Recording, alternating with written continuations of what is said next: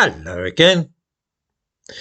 A research associate in philosophy at Emmanuel College, Cambridge, who's also, by the way, an honorary professor there, has been kicked out of his post for supposedly being a racist and somebody opposed to diversity and inclusion. The things that he said are completely sensible, of course, and no reasonable person could possibly be put out by them. But in the modern world, his days were numbered as soon as he made some unguarded comments on his blog. I thought it would be amusing to look at what he actually said and see if the construction put upon his words by a bunch of hysterical fools could possibly be justified. In the description to this video, I give a link to a piece about this affair which concerns a young man called Nathan Coffness. Here are things which he wrote.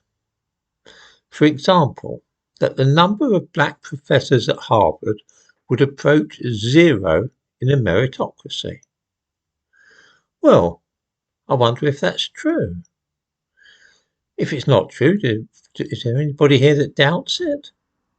If they do doubt it, then why not simply explain why they feel that this opinion is misguided? Rather than shouting racist, why not counter the point of view with arguments which will disprove it?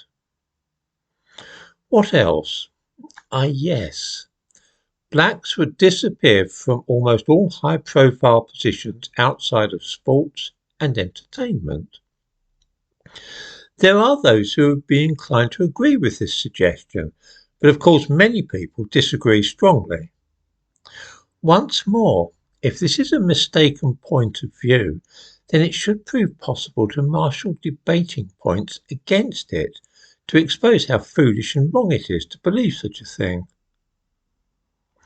Describing this, as one person has done, as abhorrent racism doesn't really tell us anything useful.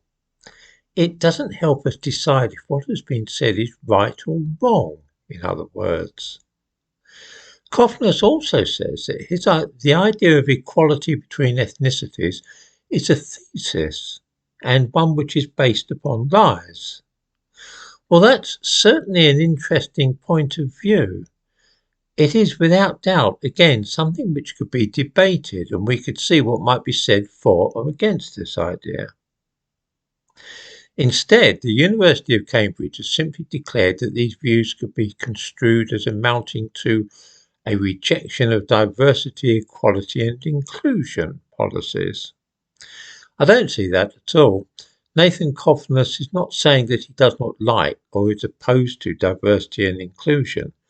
He's rather saying that unless you rig the deck, there will not be very much diversity in certain fields. Is this true? Discuss. Predictably enough, he's now being given the heave-ho, and the university has said that racism has no place there. Of course, Coffness hasn't actually said anything racist so far. He's just thrown out some ideas which may or may not have merit. If he is an idiot who believes in foolish things, then I cannot for the life of me understand why somebody at Cambridge University does not simply explain in a press release why he is wrong. That would surely be far more convincing and effective than telling us that racism has no place there. Mind you, I cannot help but feel that this chap must surely have known what the reaction was likely to be to his blog, and so I rather assume that there may be more to all this than meets the eye. Nevertheless, it does serve to show us something very interesting about modern British society.